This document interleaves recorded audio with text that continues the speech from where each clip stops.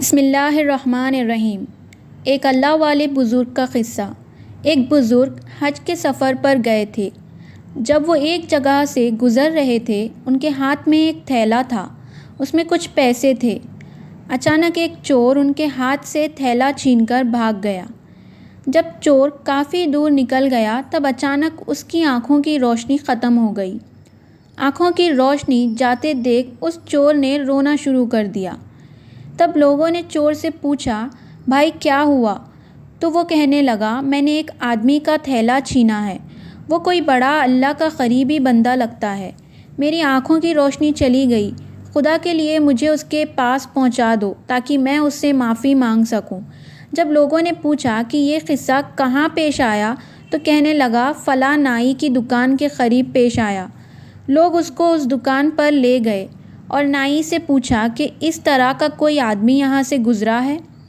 آپ اسے جانتے ہو؟ اس نے کہا، مجھے اس کا گھر تو پتہ نہیں ہے، مگر نماز کے لیے وہ آتے جاتے رہتا ہے، اگلی نماز کے لیے پھر آئے گا۔ یہ لوگ انتظار میں بیٹھ گئے۔ وہ بزرگ اپنے وقت پر تشریف لائے۔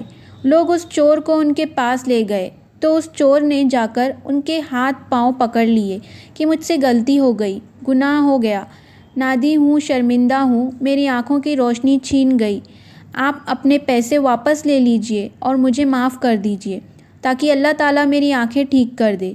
وہ بزرگ کہنے لگے کہ میں نے تو تجھے پہلے ہی معاف کر دیا۔ یہ سن کر چور بڑا حیران ہوا، کہنے لگا، حضرت میں تو آپ کا تھیلا چھین کر بھاگ گیا تھا اور آپ کہتے ہیں کہ معافی مانگنے سے پہلے ہی معاف فرما دیا۔ وہ فرمانے لگے، ہاں میرے دل میں کوئی بات آ گئی تھی۔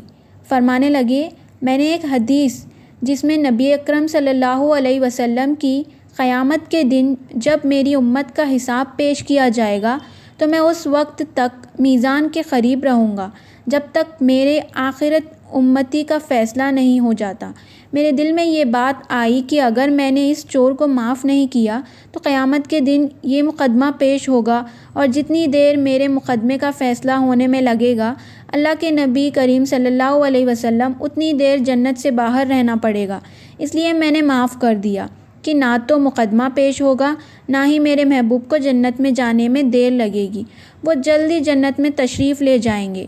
تو دوستو، اس کہانی سے ہمیں یہ سیکھ ملتی ہے کہ کبھی بھی ہمیں چوری نہیں کرنی چاہیے اور غلط راستہ چھوڑ دینا چاہیے۔ دوستو، اگر آپ کو یہ ویڈیو تھوڑا سا اچھا لگے یا تھوڑا سا بھی اچھا لگے تو اس ویڈیو کو لائک کریں، شیئر کریں اور سبسکرائب کرنا نہ بھولیں۔